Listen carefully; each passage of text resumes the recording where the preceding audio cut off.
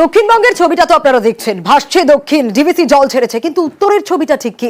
পুড়ছে উত্তর, সেই ছবিটাও দেখাবো। অগস্ট থেকে পর্যাপ্ত পরিমাণে বৃষ্টি হয়নি, ঠিক এরকম অবস্থা উত্তরে। জলপাইগুড়ির ছবিটা আপনারা দেখছেন, যেখানে একের পর এক ধান খেতে যে ছবি ধরা পড়ছে, তাতে আমন ধানের ক্ষেত তা কিন্তু নষ্ট হয়ে যাচ্ছে, মাজরা পোকায় ক্ষতিগ্রস্ত হচ্ছে। আরো বিস্তারিত শান্তনু জানাতে পারবে।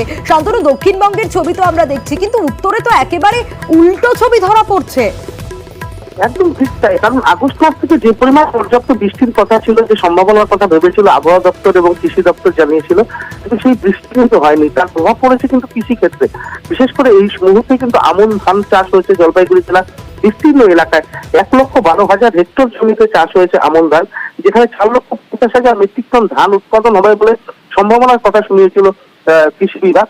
সেখানে সেই সম্ভাবনায় কিন্তু ধাক্কা খেয়েছে, কারণ রোগ পোকার আক্রমণ শুরু হয়েছে ধানের ক্ষেতে। এর মূলত কারণ হিসেবে কৃষি দপ্তর যেটা বলছে, দীর্ঘদিন ধরে বৃষ্টি নেই, সেই সঙ্গে তাপমাত্রা বেড়েছে। সেই তাপমাত্রার কারণেই কিন্তু বিশেষ করে মাজরা পোকা গিয়ে আক্রমণ করছে ধানের জমিতে।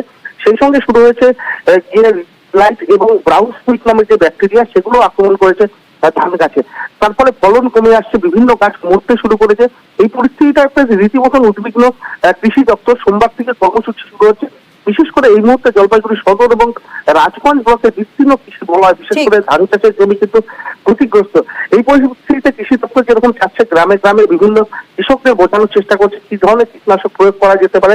কীটনাশক বিধি কর্মসূচিও শুরু হয়েছে।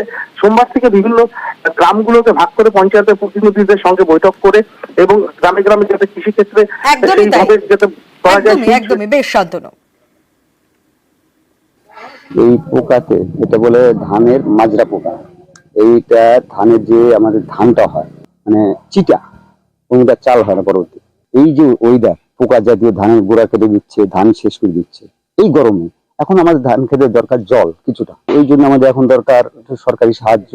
এই মাজরা পোকাটা সাধারণত মনে হচ্ছে, আমরা যেটা মনে করছি যে অতিরিক্ত খরা এই গরমের জন্যই হচ্ছে।